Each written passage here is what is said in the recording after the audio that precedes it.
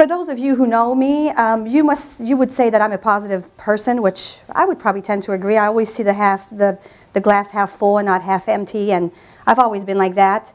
And even for someone as positive as me, I considered one time when I was getting out of the shower one morning, and after a few months, finally was able to actually shower by myself and be able to dress myself by myself with nobody around me. I had a bunch of mirrors in that bathroom where we were living at the time, and I could see myself at least 180 degrees, and that wasn't looking too good.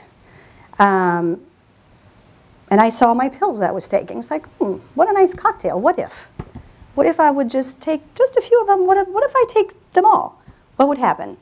And I can even imagine the people that don't have the support at all, what goes through their minds when they go through an experience that's even half of what I went through. It must be really, really hard. So really a lot of things clicked in my mind. One last anecdote, actually, that I remember as well is a lot more fun than this one, actually. The good thing is about when I was airlifted from Asia to Canada, I could fly first class. I had never flown first class. That was kind of nice. But you know who was sitting right beside me? Jackie Chan. I don't remember what he told me, what I told him, but I sure have a picture of him and I in the plane, first class. Now I'm a totally different person, and for the best. I mean, family is right there at the top. I got married to Jeff. I had never considered being married. It's like, are you kidding? I have to be independent. My career is important. Got married to Jeff, and we have now 2 beautiful girls. Chloe is 3 and Charlotte is 1. And it's just a different story, you know. Job is also very important. You can't take out of the girl, you know, that easy. But really, I know that there's so many other things so important in life than just, you know, your career and your job. And family is certainly important, but also the impact that you have in the community and how much you make a difference. And this is really how it made a difference in my life, and that's why I took that fork in the road.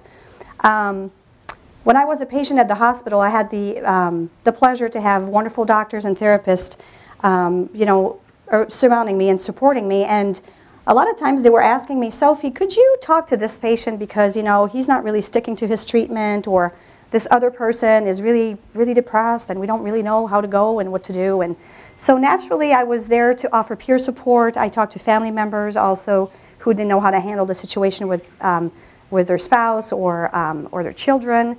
So it started really naturally, and I felt there was a need, so together with another burn survivor and a doctor, we started our own nonprofit to support not breast cancer, I'm sorry, another thing, that's next. You know, burn survivors and really offered them the support, not only support emotional, but also financial, because a lot of people actually were put in a very awkward and difficult situations financially. And you know, when you go through something like this and you have to learn everything, I mean, everything.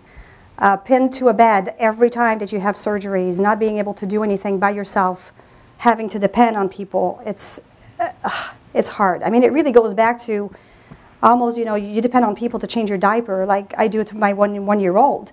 And people to feed me. I mean, people to really bring the spoon and the fork in my mouth. And sure, that was my meal for a while. You know, I just couldn't eat anything else because my body I couldn't move my arms. So I remember this one time, and for me that was my big, huge victory. And you're going to think this is so simple, I can't believe you're saying this. But the first time I brought the spoon to my mouth full of Cheerios and milk, and only 1 Cheerios made it in my mouth, I was in tears of joy. I'm just like, yes, I'm getting there. But every step of this, you know, recuperating from this, you know, experience was one step at a time, just like that. And every little victory, when I had 2 cherries in my mouth the next time, that was great. But this was all very, very important to me, and it really made a difference. So after starting my own nonprofit, you know, I was working part-time for the company I used to work for back in Brazil. And I was working there, you know, between treatments, and I just went to work. I'm just like, that doesn't mean anything to me. It's not meaningful at all. So I really wanted to make a difference. So started my own nonprofit, and then when I moved to Cleveland, sure enough, saw the position open with Komen, Susan G. Komen for the Cure. I applied, and I was sure I was never going to get that job. I'm just like, you know, I have no experience in nonprofit. They're never going to, you know, bite on it. And then I think probably my personal experience certainly made a difference, and I think it showed them how persistent or how focused I am when I want to really achieve something. So I was hired, and you know, this has been a blessing for the past 5 years. And it's such a great organization. That's going to be my 2 seconds pitch. But really great organization, a strong nonprofit in the region and also worldwide. #1 breast cancer organization.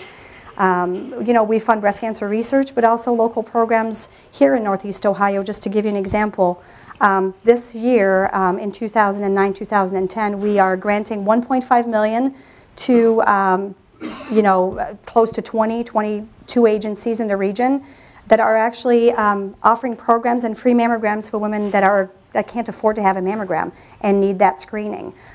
We also do outreach in community in need, also for breast cancer awareness messages, because we really want to have an impact in a very short term in saving lives, and that's really where our goal is. So obviously our biggest fundraiser is the Race for the Cure, and I've heard from a lot of you that you're participating and supporting those initiatives. Thank you so very much. So appreciated. And really an experience like this, and I have a little exercise for you soon, but really I want you to think about how often do we have the chance, the opportunity to stop and to think about how lucky we are. I mean, how lucky we are. I mean, most of us hopefully are employed, or our spouse is employed still. And how many of us in the fall maybe don't even notice that, you know, the leaves are changing colors, and that, you know, we have 2 legs to walk, and in some of us it's not the case, and really it's, you know, we really should value what we have. And I think that this is really the takeaway that I want to bring to you guys today. And we can make a difference in small ways and big ways, but I think really there's so many ways that we can actually make a difference. And before I move on to the idea that I had, I would like to open it to questions, and we don't have, you know, a whole lot of time, but I would like to take a, you know, couple, 2, 3 questions, and you can ask anything, by the way. And if other people are, no, this is too much detail, we'll take an appointment for later.